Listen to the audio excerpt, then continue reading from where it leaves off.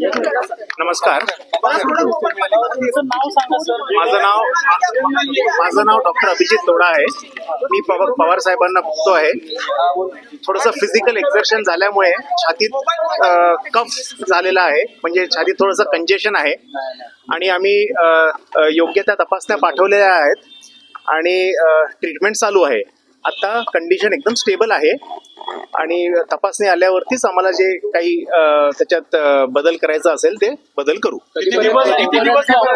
आता तपासणीचे रिपोर्ट आल्याशिवाय आम्ही आता काही सांगू शकत नाही. आता कंडिशन स्टेबल आहे आणि तपासणीचे रिपोर्ट आल्यावरतीच आम्ही पुढची ट्रीटमेंट काय बदल करायचं ते ठरवू.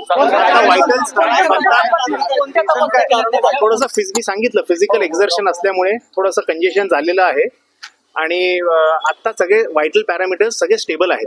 काळजी करण्यासारखं काय आता तरी काही नाही. आणि पवार साहेब आता रूम मध्ये आहेत, आयसीयू मध्ये नाही.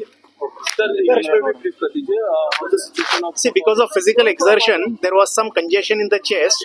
We have sent the appropriate investigations and started the appropriate treatment. The further modifications in the treatment will be decided once we get the investigation reports.